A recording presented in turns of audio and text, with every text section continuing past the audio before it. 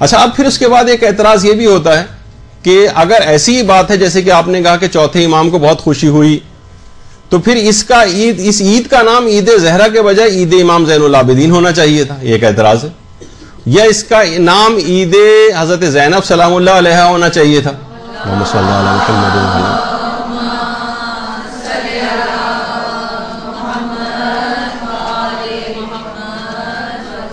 دیکھیے ایک ہے نا، ایک اعتراض تو ہے کہ اس کا نام عید زہرا کیوں ہے؟ یہ تو عید امام زین العابدین ہونا چاہیے تھا. وہ خوش ہوئے، حضرت زینب خوش ہوئی ہوں گی، ان کے اعتبار سے یہ والا نام ہوتا تو زیادہ اس کا مناسب نام ہوتا.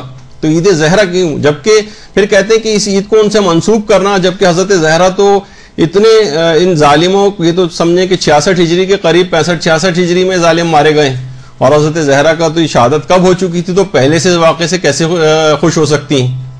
تو دیکھیے یہ کہا جاتا ہے کہ زمانی فرق ایک ایسا فرق ہے کہ جس کی وجہ سے یہ روایت، یہ بات غلط ہے کہ اس دن کو اس وجہ سے خوشی کا دن منا کے عید زہرا کا نام دیا جائے، کیونکہ حضرت زہرا کی شہادت کی تو کتنے عرصے بعد یہ واقعہ ہوا ہے، تو پہلے سے کیسے خوش ہو رہی تھی.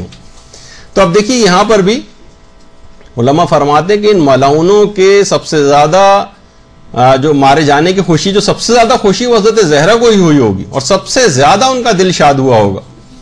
اب پھر یہ سوال کہ یہ اتنے قتل سے اتنا پہلے سے کیسے خوش ہوئی؟ تو دیکھیے خوشی اور غم جو ہیں یہ کوئی زمانی فرق معصومین کے لیے اس میں فرق نہیں پڑتا ہے. مثلا واقع کربلا کتنے عرصے بعد ہونا تھا پیغمبر کے، لیکن پیغمبر امام حسین کو جب بھی دیکھتے تھے، اور کتنے واقعات ایسے کہ پیغمبر رونے لگتے تھے اور غم مناتے تھے. کتنے سینکڑوں سال پہلے انبیاء جو تھے وہ واقع کربلا کو یاد کر کے روتے رہے، کتنی ہی روایات کے اندر اس کا تذکرہ ہے، جبکہ ان کے تو سینکڑوں سال بعد یہ واقعہ ہونا تھا.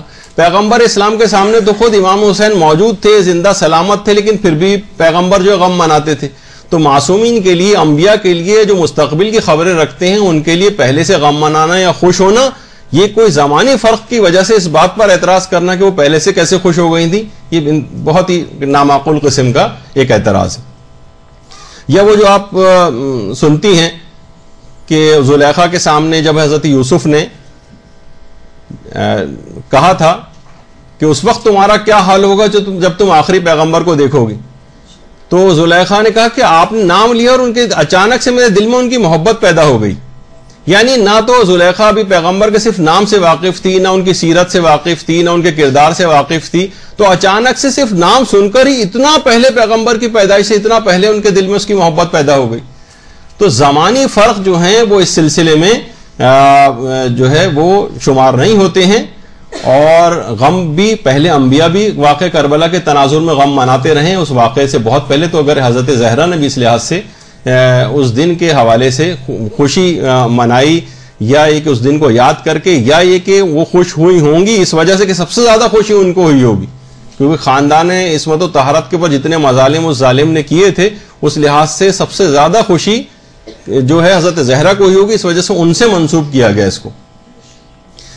تو زمانی فرق کوئی معنی نہیں رکھتے. اس پہ علماء نے بہت اچھی ایک اور بھی بات کہی ہے کہ اگر زمانی فرق معنی رکھتے ہوں تو پھر آخر کیوں امام زمانہ کو یوسف زہرا کہا جاتا ہے؟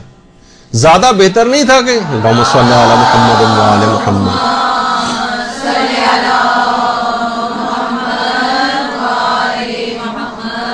حضرت زہرا کے زمانے میں تو امام زمانہ پیدا ہی نہیں ہوئے تھے، ان کو اصلاً تو یوسف نرجس کہا جانا چاہیے تھا امام زمانہ کو، لیکن انہیں پھر بھی یوسف زہرا کہا جاتا ہے.